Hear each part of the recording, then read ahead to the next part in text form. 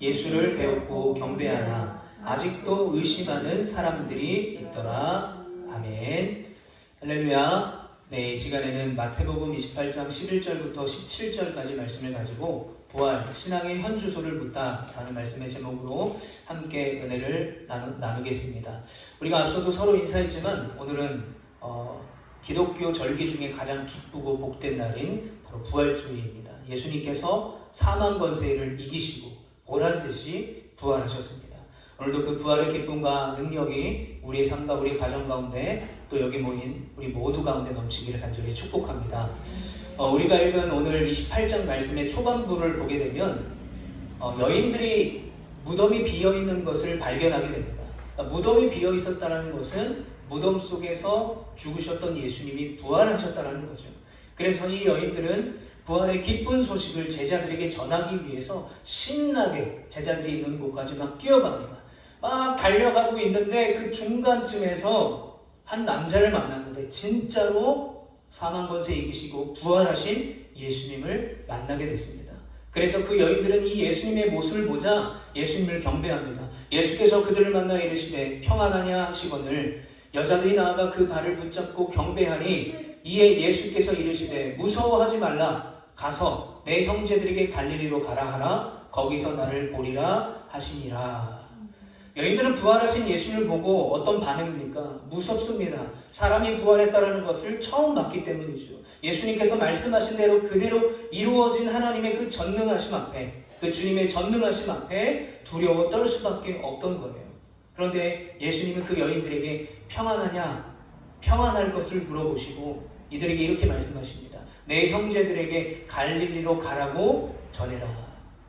제자들에게 예수님이 갈릴리에 있으니 갈릴리로 와라 라는 소식을 전하라고 합니다. 여러분 오늘 본문에는요 2개의 도시가 나옵니다. 잘 보이실지 모르겠지만 첫 번째 도시는 맨 위에 북쪽에 위치하고 있는 갈릴리예요. 바로 제자들에게 갈릴리로 가라 라고 전했던 그 갈릴리입니다.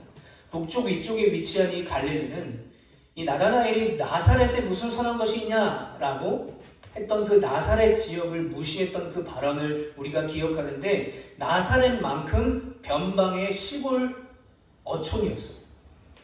그러니까 사람들이 좀 무시하던 그런 동네였습니다. 그런데 바다가 근처에 있었기 때문에 그 근처에서는 무역업이 발달했습니다. 무역업이 발달하다 보니까 많은 외국인들이 이 갈릴리 지역에 거쳐가게 되니까 어떤 현상이 벌어지냐. 다양한 인종들이 갈릴리에 살게 되었어요. 그러다 보니까 각자의 인종들이 믿는 신들을 가지고 와서 갈릴리 땅에는 영적으로 혼합주의, 우상들이 넘치게 된 것이죠. 그러니까 유대교, 유일신을 믿는 유대교인들 입장에서 특별히 종교 지도자들 입장에서는 갈릴리 땅은 타락한 땅이다 라고 생각했던 거예요. 나사렛도 바로 그런 의미였고요. 또한 이곳에는 어부와 세리와 같은 평범한 사람들이 많이 살고 있었어요. 예수님의 제자들도 갈릴리 출신들이 많았습니다. 대표적으로 바로 베드로였어요. 어떻게 알 수 있냐면 베드로가 이제 닭이 울기 전에 예수님을 3번 부인하잖아요. 그때 부인할 때 그 중에 이 예수님의 제자라고 베드로를 의심했던 사람이 뭐라고 얘기했냐면 거봐라 네가 예수의 제자 아니냐? 네가 갈릴리 사투리를 쓰고 있다라고 말해요. 갈릴리 사투리를 쓰고 있는 베드로를 보고 너가 예수님의 제자가 아니냐라고 말했던 것이죠. 그러니까 갈릴리 출신의 제자들이 많았습니다. 자, 그리고 밑으로 내려오시면 초록색 원이 있는데 거기에 바로 오늘 우리가 소개할 도시, 또 다른 도시 예루살렘이 있습니다. 자, 예루살렘은 이스라엘 남쪽 산지에 위치해 있습니다. 높은 데 위치해 있어요. 그래서 우리가 시편에 보면 이 성전에 올라가는 노래, 순례자가 올라가는 노래라고 표현하고 있는 것이 성전이 높은 지대에, 예루살렘의 높은 지대에 위치해 있었기 때문입니다. 자, 여기는 종교 중심 도시였고요. 거룩한 성전, 이들이 자부하고 자랑했던 성전이 있던 곳입니다. 종교적인 엘리트들이 많이 모여 살았고요. 자부심이 매우 강한 도시였어요. 우리나라로 따지면 서울 정도라고 생각할 수 있습니다. 자, 그러나 결론적으로 볼 때 갈릴리는요 그런 촌동네 출신이다 이렇게 무시를 당했던 도시였지만 갈릴리는 부활하신 예수님을 만났고 그 예수님을 경배하는 곳이 되었어요. 그리고 반대로 예루살렘은 부활의 소식이 들렸지만 부활의 소식을 거부하고 오히려 부활의 소식을 숨기고 음모를 꾸미며 하나님을 안다고 믿는다고 자부했던 사람들이 하나님을 안다고 믿는다고 착각하고 있었던 곳이 되었어요. 자, 오늘 보면 16절과 17절 제가 읽겠습니다. 11 제자가 갈릴리에 가서 예수께서 지시한 산에 이르러. 자, 여인들이 이제 제자들에게 전하는 거예요. 예수님을 부활하신 예수님을 내가 만났는데 너희들 보고 갈릴리로 오래. 그러니까 제자들이 순종해서 갈릴리로 갑니다. 그리고 예수님을 드디어 만났어요. 그런데 예수를 배우고 경배하나 아직도 의심하는 사람들이 있더라. 자, 제자들이 모였습니다. 모두 몇 명일까요? 모두 11명이었어요. 가룟 유다가 삶을 스스로 마감했기 때문에 11명이었어요. 자, 11명이 모였다는 사실은 베드로도 용서를 받았다라고 우리가 추정할 수 있어요. 이 11제자들 중에 누군지는 모르겠지만 아직도 부활하신 예수님을 의심하는 사람들이 있었다는 거예요. 그런데 그럼에도 그들은 주님을 경배하고 있습니다. 그런데 이들이 예수님을 의심한 이유가 있었습니다. 그 당시에는 다양한 이단 사상들이 있었어요. 어떤 사람들은 예수가 육으로 부활한 게 아니라 영으로 부활했다. 부활한 그 주님을 만질 수도 없고 경험할 수도 없다라고 얘기했어요. 그런데 도마가 어떻게 합니까? 예수님의 못 박힌 손을 만져보잖아요. 예수님은 육으로 부활하셨어요. 그리고 여전히 이 제자들이 유대인이었기 때문에 잘못된 메시아 사상에 빠져 있었습니다. 로마를 무찌를 강력한 메시아, 그가 예수님이어야 돼 라는 생각을 내려놓지 못했던 것이죠. 이런 여러 가지 영향 때문에 제자들 중에도 아직 부활하신 예수님을 의심하는 사람이 있었다는 거예요. 그러나 그곳에서는 부활하신 주님을 만나는 자리였고요. 부활하신 주님을 경배하고 찬양하는 자리가 되었던 거예요. 어디죠? 바로 갈릴리에서. 자, 반대로 또 다른 도시인 예루살렘의 모습을 살펴보겠습니다. 예수님의 무덤을 지키고 있던 군인들이 엄청난 일을 경험하게 됩니다. 우리가 금요일에도 말씀을 나눴지만 예수님이 십자가에 달려 돌아가실 때 큰 소리를 지르시고 숨을 거두실 때 어떤 일들이 벌어지냐면 대낮이었는데 흑암이 임하기 시작해요. 그리고 그 땅에 막 큰 지진이 일어납니다. 큰 지진이 일어나니까 막 바위가 터지고 깨지고, 그 당시에는 이제 지금도 돌무덤들이 이제 역사적으로 남아있는데 무덤이 막 열리기 시작하는 거예요. 거기서 죽었던 자들이 부활하는 일들을 예수님의 십자가를 지키고 있던 군인들이 보았어요. 그런데 오늘은 또 뭘 봤냐? 예수님의 무덤을 지키고 있었는데 그 무덤 위에 번개 같은 모습을 하고 새하얀 옷을 입은 천사를 본 거예요. 그러니까 계속 연속되는 이 기괴하고 무섭고 두려운 장면을 보니까 오늘 4절에 뭐라고 말하냐면 이들이 죽은 사람처럼 되었다라고 말해요. 예수님의 무덤을 지키던 그 씩씩하고 용맹한 군인들이 죽은 사람처럼 되었다. 그래서 제가 이것을 영어 성경도 찾아보고 헬라 성경도 찾아봤는데 어떤 의미를 갖고 있냐면 마치 죽은 사람처럼 기절한 상태였다라는 거예요. 혹은 그렇게 기절한 것처럼 보일 정도로 무력한 상태였다라는 거예요. 그러니까 군인들은 이런 기괴한 현상들이 계속되니까 예수님이 하나님의 아들이구나를 인정하기 시작하면서 그 전능하신 하나님의 아들이신 예수님 앞에 두려움을 느끼게 된 거예요. 그 공포에 꼼짝없이 마비가 되었던 것이죠. 자, 그런데 이제 정신을 차리고 나니 더 사태가 심각합니다. 그들이 열심히 지키고 있던 그 예수님의 무덤 안에 예수님의 시체가 사라져버린 거예요. 이들은 이제 죽은 목숨입니다. 왜냐하면 임무를 다하지 못했기 때문에. 군인들은 그래서 먼저 이 사실을 누구에게 알리냐면 대제사장들에게 알려요. 보고체계가 그랬습니다. 군인들이 대제사장에게 알리면 대제사장들은 총독 빌라도에게 보고를 해야 됩니다. 그러니까 이 대제사장들도 총독 빌라도에게 보고하면 이들도 죽을 수밖에 없었던 그런 상황이었어요. 자, 그래서 큰 위기를 맞은 이 군인들과 대제사장들이 머리를 굴리기 시작합니다. 이 상황을 모면할 계획을, 해결책을 모의해요. 그래서 열심히 아이디어를 내고 열심히 생각을 해서 해결책을 냈는데 바로 오늘 본문 12절과 13절입니다. 같이 한번 읽어보겠습니다. 시작. 그들이 장로들과 함께 모여 의논하고 군인들에게 돈을 많이 주며 이르되 너희는 말하기를 그의 제자들이 밤에 와서 우리가 잘 때에 그를 도둑질하려 갔다 하라. 자, 이들이 꾸민 해결책은 뭐냐면 제자들이 몰래 와서 우리가 자고 있을 때 예수님의 시체를 가지고 도망갔습니다 라는 거였어요. 우리가 성금요일 예배 때 말씀을 나눴을 때 예수님이 십자가에 달려 돌아가실 때 이미 예수님을 따르던 제자들 다 도망갔어요. 그리고 예수님을 십자가에 못 박게 만든 장본인인 대제사장들, 사두개인들, 그 당시 종교 지도자들이 예수님이 돌아가시고 나서 일어나는 그 기괴한 현상 때문에 무서워서 다 돌아갔어요. 구경하던 사람들도 이게 무슨 일인가 구경하던 사람들도 그 기괴한 현상 때문에 막 지진이 일어나고 죽은 자가 살아나는 그 현상 때문에 다 도망갔어요. 그런데 그 자리에 누구만 남아있었냐? 군인들만 남아있었어요. 왜냐하면 군인들은 예수님의 십자가를 지켜야 돼요. 그게 임무예요. 그리고 그 군인들의 대표인 백부장들이 거기에 있었던 거예요. 그러니까 이들은 예수님의 십자가의 전 과정을 끝까지, 자의는 아니었지만 타의로 끝까지 보게 되었던 거예요. 그때 그들이 뭐라고 말합니까? 그 귀한 현상들을 보면서 아, 예수님이 진짜 하나님의 아들이었습니다 라고 고백해요.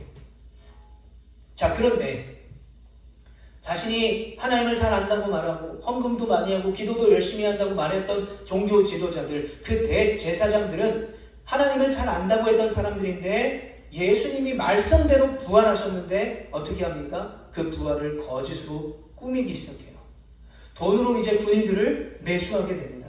예수님이 하나님의 아들이었다라는 사실이 이미 밝혀졌죠. 바로 백부장들과 군인들의 입술의 고백으로 밝혀졌어요. 거기에 부활의 소식까지 더 확실하게 증명이 되기 시작하니까 오히려 이들은 예수님의 부활을 인정하고 예수님 앞에 엎드려야 되는데 이들은 회개하지 않았어요. 오히려 자신의 목숨을 부지하기 위해서 두려워하기 시작했고요. 그 상황을 모면하기 위해서 거짓말을 하기 시작했습니다. 자, 반대로 군인들의 입장을 보면 예수님의 무덤을 잘 지키지 못했기 때문에 어쩌면 이 군인들은 사형을 당할 수도 있었어요. 그런데 대제사장들에게 보고했는데 이들이 갑자기 돈을 주겠대요.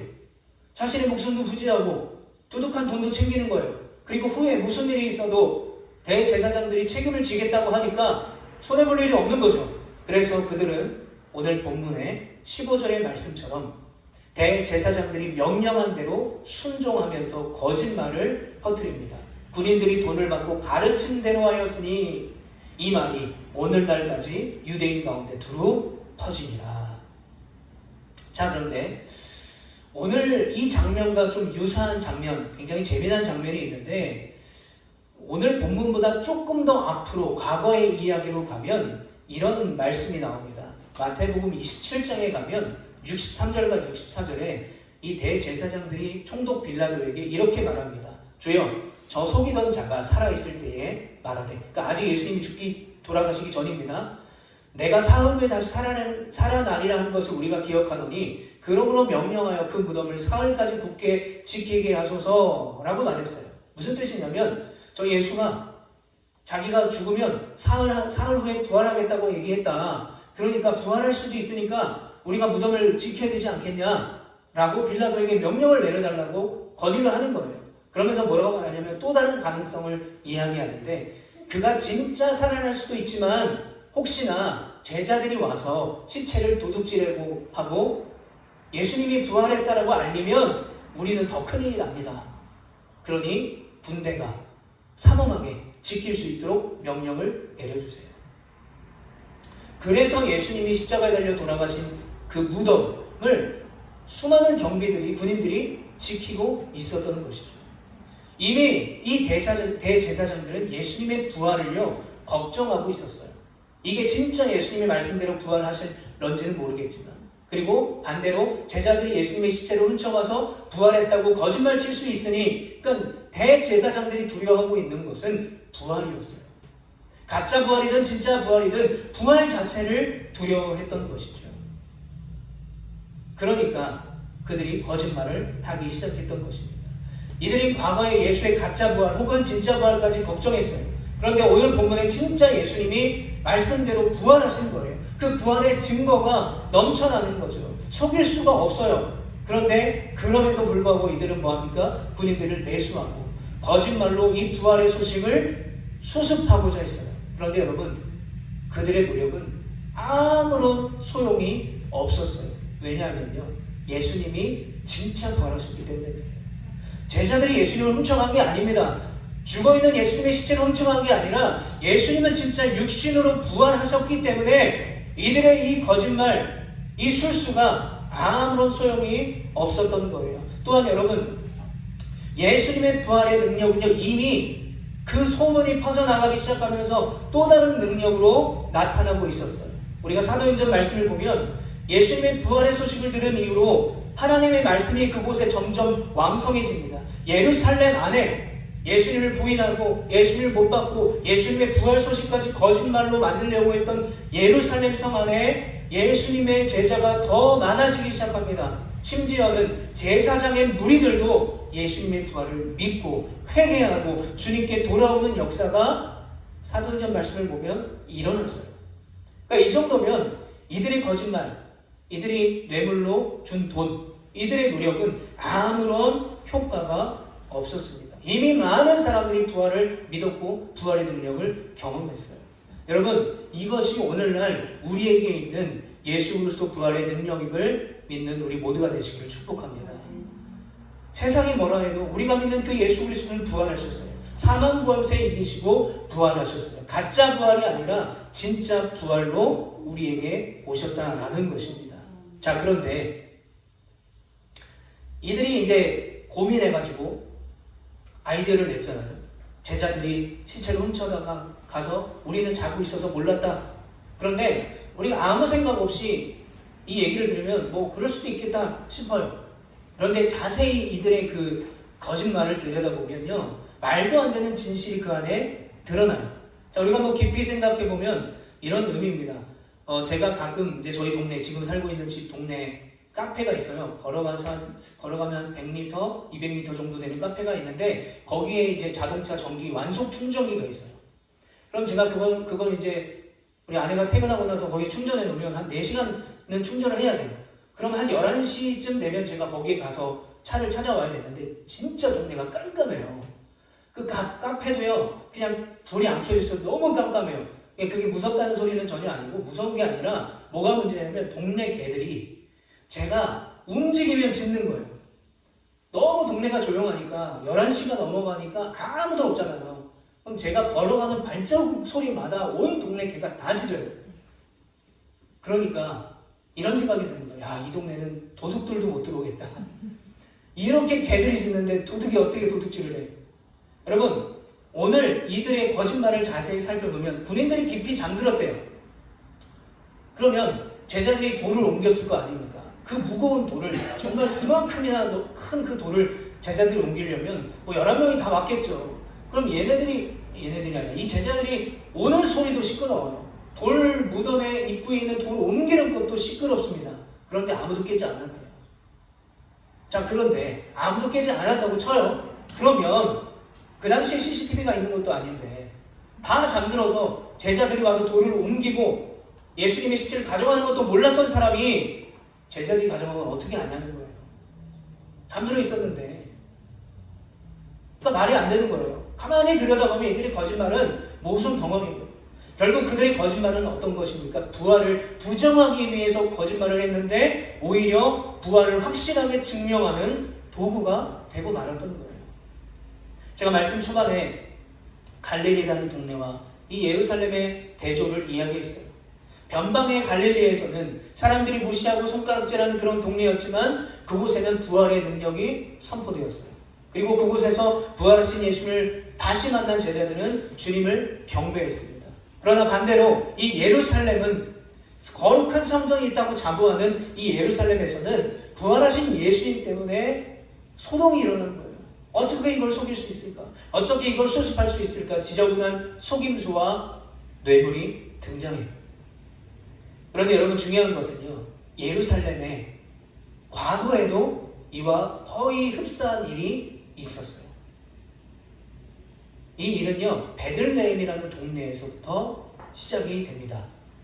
유대의 왕이 베들레헴에 태어났다는 소문이 예루살렘에 퍼지기 시작합니다.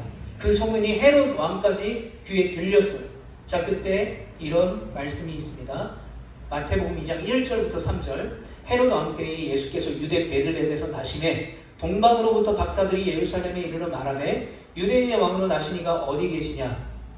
우리가 동방에서 그의 별을 보고 그에게 경배하러 왔노라 하니 헤롯 왕과 온 예루살렘이 듣고 소동한지라. 동방 박사들이 예수님을 태어나신 예수님, 베들레헴에 태어나신 그 예수를 만나러 왔어요. 그런데 이 헤롯과 헤롯의 부하들이 이 동방 박사를 찾아갑니다. 그러면서 뭐라고 말하냐면요, 예수님이 있는 곳을 알려달라고 요구해요. 그러면서 왜 요구하는지에 대해서 말하는데 우리도 그 태어나신 예수님을 경배하고 싶습니다 라는 거죠. 거짓말이에요. 거짓말입니다. 왜냐하면 헤롯은 예수의 위치를 알아낸 후에 아기 예수를 죽이려고 동방 박사들에게 어디 있는지를 물어봤다는 거예요.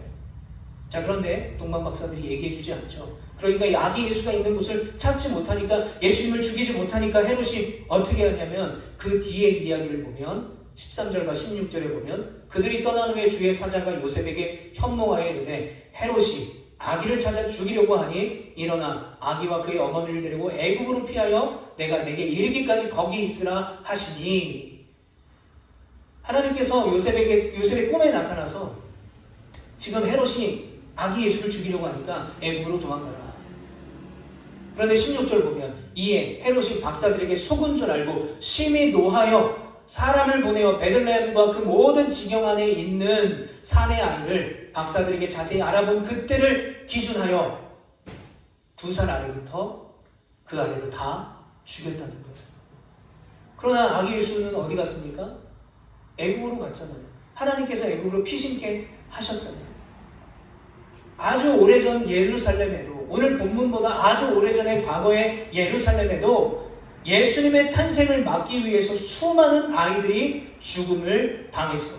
그런데 그 후에 예루살렘, 오늘 본문의 예루살렘은 어떻습니까? 예수님의 부활을 숨기기 위해서 온갖 거짓말과 술수가 넘치는 곳이 되었어요. 예전이나 과거나 지금이나 예수님의 탄생과 부활을 받아들이지 않았던 것이죠. 그래서 이런 속임수와 뇌물과 사람이 더러운 음모가 넘치는 이 예루살렘에 대해서 마태는 하나님의 말씀을 가지고 이렇게 경고를 하고 있습니다. 마태복음 23장 37절부터 38절. 예루살렘아 예루살렘아 선지자들을 죽이고 내게 파송된 자들을 돌로 치는 자여, 암탉이 그 새끼를 날개 아래 모음같이 내가 내 자녀를 모으려 한 일이 몇 번이더냐. 그러나 너희가 원하지 아니하였도다. 보라, 너희 집이 황폐하여 버려진 바 되리라. 마가복음 13장 35절. 보라, 너희 집이 황폐하여 버린 바 되리라. 내가 너희에게 이르노니 너희가 주의 이름으로 오시는 이를 찬송하리로다 할 때까지는 나를 보지 못하리라 하시니라. 하나님이 뭐라고 경고합니까? 예수님의 탄생을 거부하고 예수님의 부활까지 속이려고 했던 그 예루살렘아, 너희가 황폐해서 버려질 것이다. 너희는 나를 다시 보지 못하게 될 것이다. 무슨 말이에요? 예루살렘의 멸망에 대해서 심판을 예고하고 계셨던 거예요. 그런데 이 마태를 통해서, 그리고 수많은 이사야나 에스겔 선지자를 통해서 선포되었던 예루살렘의 멸망은 실제로 이루어집니다. 그 최후의 멸망이 언제 일어나냐면 기원 후 70년에 로마 군대가 이 이스라엘을 쳐들어왔어요. 그 당시에 있던 성전은 제3성전입니다. 제1성전은 솔로몬 성전이고 이 1성전은 바벨론에 의해서 무너져요. 터만 남아요. 그럴 때 바벨론 포로들이 이제 70년 후에 돌아가서 수룹바벨 성전을 조그맣게 세워요. 그런데 그 수룹바벨 성전을 헤롯이 유대인의 환심을 사기 위해서 아주 의리의리하고 대단한 성전으로 지었어요. 예수님께서 그 성전을 보고 뭐라고 말씀하셨냐면, 내가 너희들이 자랑하고 자부하는 우상으로 여기는 이 성전 내가 3일 만에 다시 헐고 3일 만에 다시 세울 거다. 성전이 중요하다는 게 아니었어요. 그러니까 주후 70년에 로마군에 의해서 이 헤롯이 만든 성전이 완전히 무너지게 됐어요. 그래서 지금 여러분들이 이스라엘 가면 그 서쪽 벽 일부만 남아 있습니다. 이 헤롯 성전의 서쪽 벽 일부가 남아 있는데 그것도 남아 있다고 추정하는 거예요. 근데 지금도 이스라엘 유대인들, 저렇게 된 옷을 입고 다니는 모세 오경만 믿는 자들, 유대인들이 거기 가서 토라, 그러니까 모세 오경이죠. 모세는 토라를 읽고 예루살렘 성전의 회복을 거기 위해서 기도하고 있어요. 통곡의 벽이라고 부르죠. 그리고 그 화려하던 예루살렘 성전, 그곳은 지금 황금동 모스크가 됐어요. 기독교가 아닙니다. 무슬림 사원이 되어버렸어요. 이들이 잡아오던 예루살렘 성, 자랑했던 예루살렘, 예수님의 탄생과 예수님의 구원과 예수님의 부활까지 다 거부한 그 땅은 영적으로 황폐해진 땅이 될 수밖에 없었던 것입니다. 사랑하는 성도 여러분, 오늘날도 마찬가지입니다. 많은 사람들이 교회를 거룩한 곳이라고 생각해요. 더 정확하게 말하면 교회는 거룩한 곳이어야만 한다고 생각합니다. 교회와 목사와 성도는 거룩하게 살아야 한다라고 생각하고 기대해요. 자기들은 그렇게 살지 못해도 적어도 교회 다니는 사람은, 교회는, 목사는 그렇게 살아가야 된다라고 믿지 않는 사람들도 그렇게 생각해요. 여러분, 맞는 말입니다. 당연히 교회는요, 거룩해야 돼요. 예수님의 사랑이 있어야 되고요, 온전한 예배가 있는 그리스도가 머리가 되시는 거룩한 교회가 되어야 되는 것이 맞습니다. 그런데 만약에 교회도 그리스도인들의 삶에도 겉모술수가 있고 속임수가 있고 범죄가 있고 예수님의 탄생과 예수님의 십자가의 구원의 은혜와 부활의 소망까지도 거부한다면 아무리 겉모양이 거룩한 시온성 예루살렘 같을지라도 반드시 무너지게 되는 것이고 반드시 황폐해지는 것입니다. 여러분, 그러므로 이 거룩한 책임 그리고 구별되게 살아야 할 사명이 바로 지금 우리에게 주어져 있는 거예요. 왜 그렇습니까? 우리는 나를 위해 죽기까지 살아가신 예수님의 십자가의 은혜를 믿기 때문에 그래요. 그리고 부활의 기쁜 소식과 능력을 우리는 믿음으로 소망하는 자들이기 때문에 당연히 그에 걸맞는 삶, 거룩한 책임과 사명으로 살아가야 한다는 것이죠. 그래서 여러분, 부활은요, 단순한 사건이 아닙니다. 부활을 통해서 우리를 드러내는 기준이 되는 것이고요. 부활은 지금 우리의 신앙의 현 주소를 낱낱이 드러내고 있어요. 자, 그렇다면 저는 저에게도 질문해보고 여러분들에게 질문해보고 싶습니다. 이 부활절을 지내고 있는 지금 우리는 어디에 서 계십니까? 주님은요, 완벽한 사람, 거룩해 보이는 사람을 찾으시는 것이 아니라 주님께 믿음으로 나오는 사람을 찾으시는 분임을 여러분 믿으시기를 축복합니다. 우리가 부족하고 연약할지라도 우리가 주님께 나아가, 제자들도 아직 예수님의 부활을 의심했어요. 그러나 나아갔어요. 그리고 경배했어요. 우리도 마찬가지입니다. 우리가 주님께 나아가 경배하는 삶을 선택한다면 그 부활의 능력은 오늘 우리의 삶 가운데도 분명하게 나타날 것입니다. 여러분, 초대교회 성도들은 언제 죽을지 모르는 삶을 살고 있었습니다. 예수를 믿는다. 그러니까 그 당시에는 이제 황제를 유일신으로 섬겼어요. 그래서 지금도 이제 그리스 로마를 보게 되면 황제가 죽으면 신전에 모시는 일들이 빈번해요. 황제를 신이라고 여겼기 때문에 그렇죠. 그러니까 로마가 다스리던 저 땅에서 예수님이 우리의 구주다라고 고백하는 자들은 무조건 사자밥이었습니다. 그런데 이들이 핍박과 고난을 견딜 수 있었던 것은 내가 지금 사자밥이 되어도, 내가 지금 모든 경제권을 예수를 믿는다는 이유로 다 빼앗겨도, 내가 지금 이런 고난과 핍박과 수모를 겪어도 부활하신 주님께서 다시 오실 때 나는 지금 죽지만, 나는 지금 연약하지만 내가 그 주님과 함께 부활할 것이다 라는 그 부활의 소망과 믿음을 분명히 갖고 있었던 거예요. 그래서 그 고난도 역경도 이겨낼 수 있었던 것입니다. 그래서 그 초대교회 성도들과 교회를 통해서 믿음으로 소망으로 그 신앙을 견뎌낸 그들의 모습을 통해서 오히려 초대교회를 통해서 복음이 전해지게 된 거예요. 그들의 희생과 포기, 가난과 순교가 헛되지 않았던 것이죠. 여러분, 오늘 본문의 마지막 부분 우리가 읽진 않았지만 19절과 20절에도 그 부분에 대해서 말씀하고 있습니다. 갈릴리에서 부활하신 주님을 만난 제자들에게 주님은 이렇게 명령하고 계세요. 우리 한번 같이 읽어보겠습니다. 시작. 그러므로 너희는 가서 모든 민족을 제자로 삼아 아버지와 아들과 성령의 이름으로 세례를 베풀고 내가 너희에게 분부한 모든 것을 가르쳐 지키게 하라. 볼지어다 내가 세상 끝날까지 너희와 항상 함께 있으리라 하시니라. 아멘. 예수님이 이렇게 명령하셨어요. 내가 부활했다 그걸로 그치는 것이 아니라 너희는 가서 모든 민족을 제자로 삼아라. 이 부활의 소식을 전해라. 너희가 그렇게 할 수 있는 것은 내가 너희와 항상 함께하고 있기 때문이다. 이런 부활은 개인의 감동으로 끝나는 것이 아니라 세상을 향해 나아가는 사명으로 이어져야 한다는 것도 기억할 수 있었으면 좋겠습니다. 여러분 오늘 우리도 마찬가지입니다. 부활을 믿는 우리들은 그 삶으로 증거하며 살아갈 수 있어야 돼요. 그렇게 살아가기를 힘쓰고 사명의 자리를 믿음으로 지켜내는 우리에게 주님께서 똑같이 약속하고 계세요. 내가 세상 끝날까지 너희와 항상 함께할 것이다. 내가 너희와 함께할 것이니 거룩하게 사는 것, 구별되게 사는 것, 때로는 손해보고 때로는 희생하고 때로는 연약함 속에 있는 것, 고난 가운데 있는 것 두려워하지 말아라. 내가 너희를 돕고 내가 너희와 함께하겠다 약속하십니다. 사랑하는 성도 여러분, 이 부활의 주님이 오늘도 우리와 함께하심을 믿으시길 바랍니다. 그러므로 담대히 믿음을 선택하고 끝까지 주님을 따르는 복음으로 사는 삶을 살아갈 수 있는 저 여러분 되시기를 예수 그리스도 이름으로 간절히 축원합니다. 우리 시간에